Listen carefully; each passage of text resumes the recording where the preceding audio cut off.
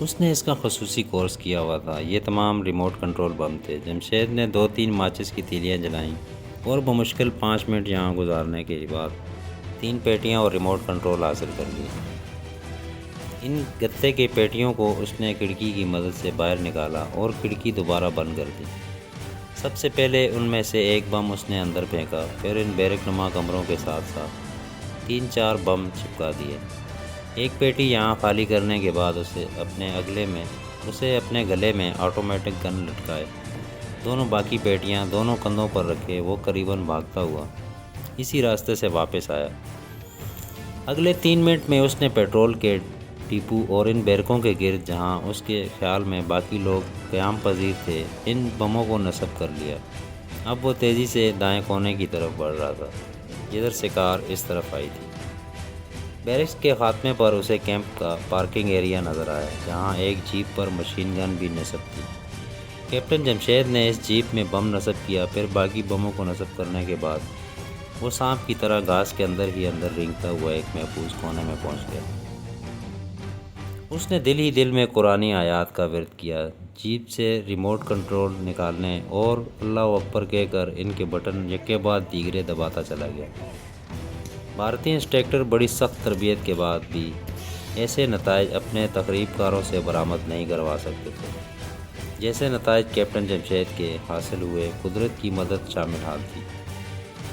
دوران تربیت بھی شاذ و نادر ہی وہ 100% رزلٹ حاصل کیا کرتا تھا، لیکن آج حیرت انگیز طور پر نتیجہ 100% برآمد ہوا تھا۔ ایک کے بعد دوسرا دھماکہ ہوا اور جیسے وہاں قیامت برپا ہو گئی۔ دھماکوں کا آغاز بارود خانے سے ہوا تھا، جس نے ارد گرد 100-150 گز میں موجود ہر شے کو نیست و نابود کر کے رکھ دیا تھا۔ اس کے بعد بیرکوں کا نمبر بھی آیا، پھر پارکنگ میں موجود گاڑیوں کا، اور سب سے آخر میں پیٹرول ڈیم کا۔ یہاں تو جیسے قیامت برپا ہو گئی تھی۔ کیپٹن جمشید اس درمیان اپنی بندوق سمیت جنگل سے باہر جانے والی سڑک کے کنارے گھات لگا کر بیٹھ گیا۔ اس نے دیکھا تھا کہ اس کیمپ کی سیکورٹی کا انتظام زیادہ تر BSF کے پاس ہی ہے، مگر اندر کے تمام معاملات کو راہ خود ہینڈل کر رہی تھی۔ پیٹرول کا ڈپو جلنے سے مسلسل دھماکے ہو رہے تھے۔ دوسری طرف تباہ کن بارود نے قیامت مچا رکھی تھی۔ اس کیمپ کے ارد گرد موجود قریباً ہر عمارت اپنے سامان اور مکین سمیت اس جہنم کا ایندھن بن رہی تھی۔ کیپٹن جمشید نے اب خطرے کے سائرن سننے شروع کر دیے تھے، لیکن وہ جانتا تھا اب یہ لوگ کچھ بھی کرنے کے باوجود کیمپ کو نہیں بچا سکیں گے۔ اسے اب اپنے لیے سواری کا انتظام کرنا تھا۔ دیکھتے ہی دیکھتے سڑک پر آمد و رفت شروع ہو گئی۔ گھبرائے ہوئے جوان خوفزدہ بھیڑوں کی طرح اس طرف کا منہ اٹھا کر بھاگتے چلے آ رہے تھے۔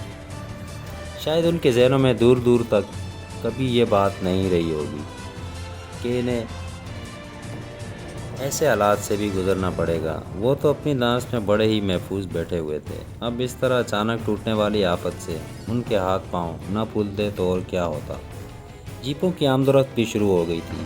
کچھ جیپیں کمپنی ہیڈ کوارٹر سے اس طرف آ رہی تھیں، 2-4 ادھر سے گئی تھیں۔ جمشید اندازہ کر سکتا تھا جو جیپیں اس طرف سے گئی ہیں ان میں تو جان بچا کر فرار ہونے والے افسر ہی ہو سکتے تھے۔ ان کے لیے اس آگ پر قابو پانا ممکن ہی نہیں تھا۔ آگ نے اب جنگل کو اپنی لپیٹ میں لے لیا تھا۔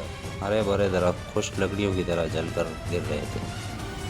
اچانک ہی ایک جیپ جمشید سے کچھ فاصلے پر آ کر رکی تھی۔ یہ غالباً کوئی آرمی آفیسر تھا جو گالیاں دے کر بھاگنے والوں کو روکنے کی کوشش کر رہا تھا، لیکن انہیں رکنا اس کے بس کی بات دکھائی نہیں دے رہی تھی۔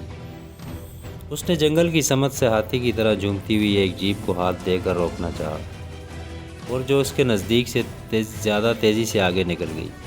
آفیسر نے جو اس وقت شب خوابی کا لباس پہنے ہوئے تھے، جیپ سواروں کو زور زور سے گالیاں دینا شروع کر دی اور تیزی سے جیپ کی طرف بڑھا، لیکن اسے جیپ تک پہنچنا نصیب نہ ہوا۔ کیپٹن جمشید نے ایک ہی گولی سے اسے ڈھیر کر دیا تھا، پھر احتیاطاً 2-3 اور گولیاں اس پر خالی کر دیں۔ لاش کو اس نے سڑک کے کونے سے گھسیٹ کر درختوں کے جھنڈ میں پھینکا اور اس کی جیپ سنبھال لی۔ جیپ کا رخ کمپنی ہیڈ کوارٹر کی طرف تھا۔ بارود پھٹنے سے ہونے والے زوردار دھماکوں میں اس کی گولیوں کا نوٹس کسی نے نہ لیا۔ اس نے جیپ کو اسی سڑک پر ڈالا تھا جس پر چل کر یہاں تک آیا تھا۔ اب وہ زیر تعمیر عمارت کے نزدیک پہنچ چکا تھا، جہاں سے یہ سڑک گھوم کر کمپنی ہیڈ کوارٹر کی طرف جاتی تھی۔ جب اچانک ہی اس کے سامنے ایک ٹرک اپنی سمت آتا دکھائی دیا۔ یہ آرمی ٹرک تھا جس میں شاید کچھ جوانوں کو اس طرف لے جایا جا رہا تھا۔ ٹرک نے اسے رکنے کا اشارہ کیا اور جمشید نے اچانک جیپ کو زوردار بریک لگا کر روک دیا۔ اس کے ساتھ ہی اس کا ہاتھ اپنے مشین گن کی طرف بڑھا اور وہ جیپ سے نیچے اتر آیا۔ ٹرک ڈرائیور کے لیے اس کا اس طرح رکنا اتنا ہی اچانک تھا کہ اس کے اچانک بریک لگانے سے ٹرک الٹتے الٹتے بچ گیا تھا، لیکن کہاں تک بچتا۔ کیپٹن جمشید نے اپنی گن کی اس کی طرف سیدھی کی اور بوکھلائے ہوئے ڈرائیور کی طرف فائرنگ شروع کر دی۔ گولیاں ونڈ اسکرین توڑ کر اس کے دماغ میں گھس گئی تھیں اور ٹرک الٹ کر گر پڑا۔